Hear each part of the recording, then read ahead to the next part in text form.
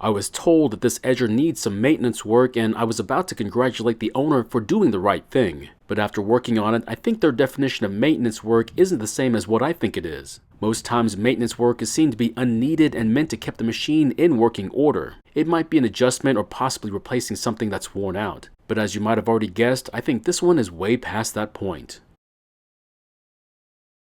In today's video, we're going to be looking at this Troy-Bilt edger, and the problem is that according to my coworker, it needs maintenance work. Primarily the purge bulb needs to be replaced. So here's the best part. They said it was working just fine before the bulb broke, but my guess is that it probably does work, but only to some extent. Meaning it probably doesn't work like it should, at least by most consumer standards.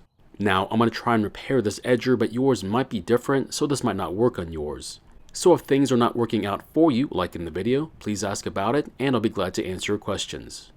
So what are my plans for this edger then? Simple. I'm going to check over the machine, make sure it's safe to run, and then only replace the bulb like they wanted and see if it starts and runs. But first, let's try and start it and see what it does.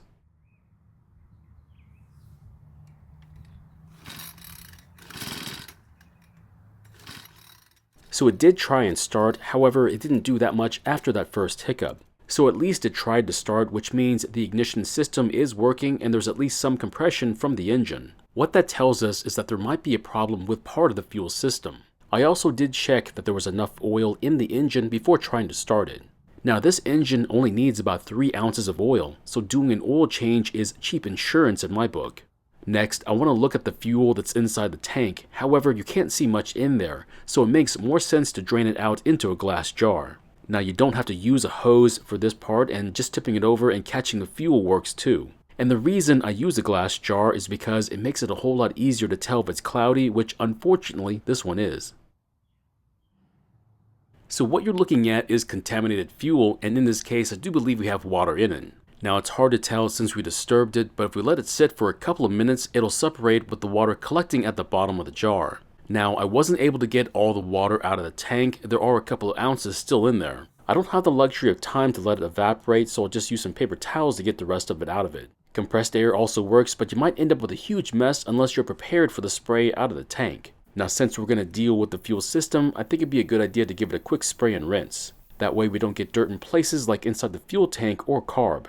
Of course, it is your project and you can decide whether or not to clean it, but in my case, it also makes filming the repair a bit easier as well. Besides that, I really do enjoy seeing the customers' faces when I give them back a machine that looks a whole lot better than when they gave it to me. Just remember to give it some time for most of the water to disappear, otherwise you might get water into places where you didn't want the dirt. You could even use compressed air or even a leaf blower to help shorten the drying time. Next, we're going to replace the cracked purge bulb, but just be careful because there are 2 different sizes and you need to make sure you get the right one. Now this one is the larger one and its base is the size of a nickel, while the smaller one is the size of a dime. Now you can replace the bulb without having to take off the carb, but you'll need to be extremely careful because something could fall out from the carb. And if you don't notice it and put the carb back together, it may not work like it should. Now if that happens, you can try finding the part that fell out, or you could just replace the carb. The reason I bring this up is because it's happened to me before and figuring out what to look for was a real pain. Next, we need to put some gasoline into the fuel tank and then try purging the air from the fuel system. Now once the gasoline starts to fill the bulb, we'll then try starting the machine, but this is when things start to go in the wrong direction. Now from this angle, I realized something was off about the green return line, and once you got closer to it, that's when you see the problem. What you're looking at is a failed return line, and even though it shouldn't keep it from starting, it is a possible fuel leak and will need to be replaced. But in the meantime, I'm going to keep the fire extinguisher close by, press on the bulb until I see fuel, and then try starting it.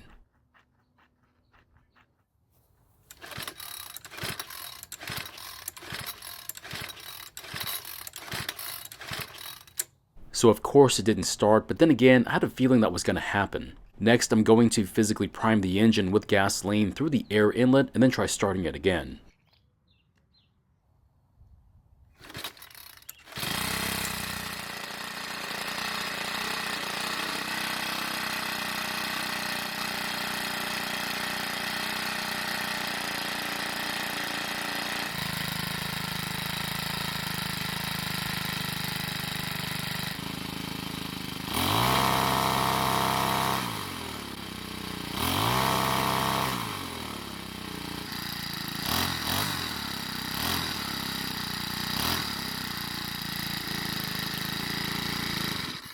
Now the strange part is that once started and running, it has zero problems. It idles just fine, revs up perfectly, and has no other running issues. My guess would be that the valve clearances are off, causing a hard starting problem. I'm also going to drain the fuel tank, that way we can replace the return line. There's also a good chance that we'll need to open the carb for an inspection, but I'm not sure if we need to based on how it's running. Now while the rear cover is off the engine, I'm also going to drain the engine oil, then we'll get access to the valves. And as you can see, it's a good thing that we're changing it because it's extremely dark. More than likely, this oil has never been changed. It's bad enough that I might have to consider flushing the engine to get out the rest of the dirty oil. Now when doing my valve inspection and adjustments, I like to take out the spark plug not only to make it easier to rotate the engine, it gives me a chance to inspect the spark plug for damage, its condition, and also the gap.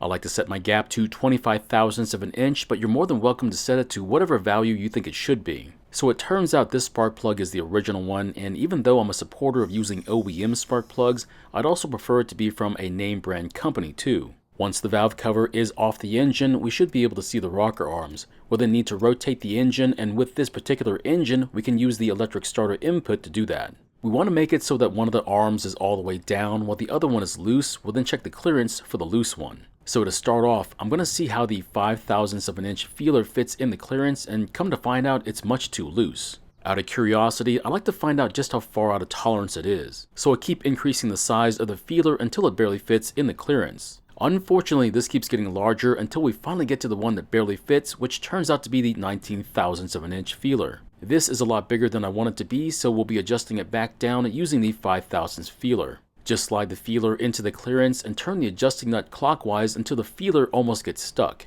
And if it does get stuck, then turn the nut counterclockwise just a bit. And once it's where you want it to be, we'll then rotate the engine until the other arm is loose and do the same process for it. Now this one wasn't as bad as the first one, but it too was pretty far off from where I want it to be. The size of the clearance is important because if it's too large, it'll cause the valve to open later than it should. And if it's too tight, it could cause the valve to not close completely, neither of which is good for the engine. At the same time, it could have an effect on how the engine starts and runs. So making sure the clearances stay in tolerance is important for a 4-cycle engine. What's also very important is making sure that we put the engine oil back in, otherwise this sort of maintenance will be wasted.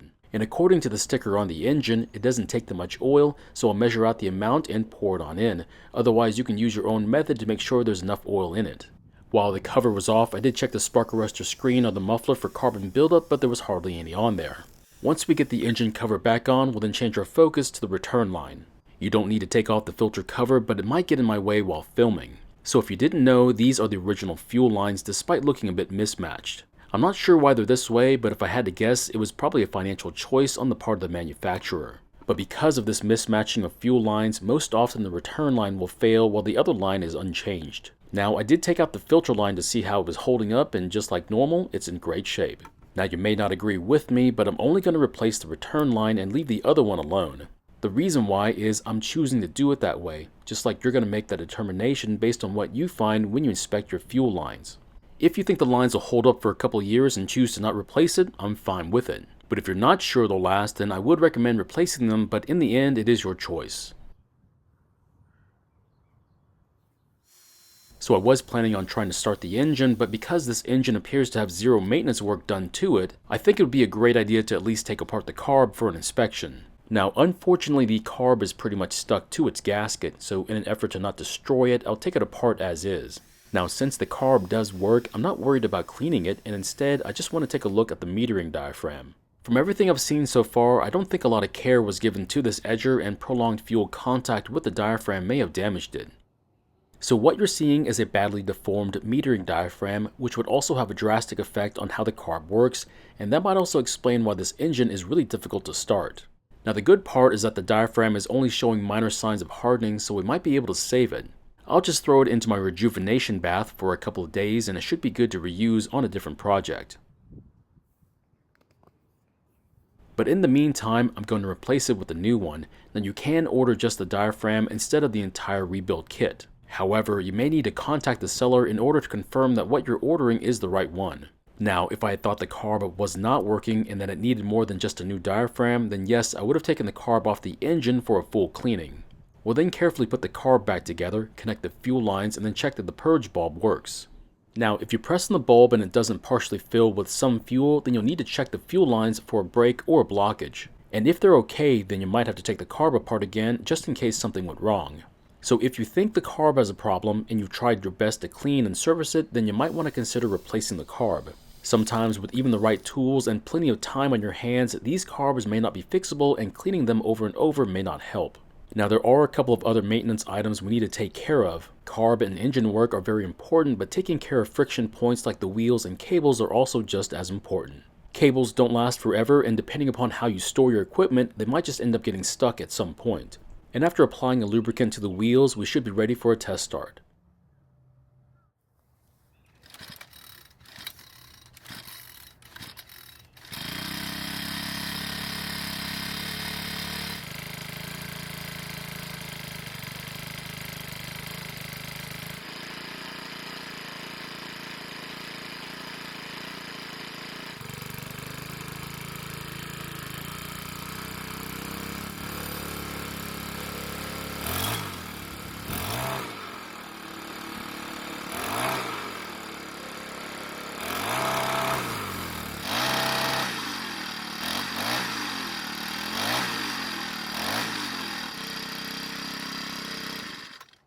Well, it's safe to say that it needed a lot more than just a purge bulb for it to run well again. Now, I don't think my coworker was lying when they thought the engine was fine before the bulb broke.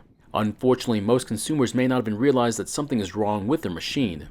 If you didn't know it, I'm not fond of these small 4-cycle engines only because I don't agree with how they're marketed to consumers. I of course told the owner of all the items that I had to fix, including the water and the fuel, so hopefully they'll be more careful of how they store their machine. And as far as doing the maintenance they're supposed to do, I doubt that's ever going to happen. So my question is, do you store your machine with fuel in the tank? Or are your winters so short or non-existent that you keep fuel in them all year long? Thank you for watching. I really do appreciate your time here. Please feel free to ask me any questions about this project or about your own projects, and I hope to see you in the next video.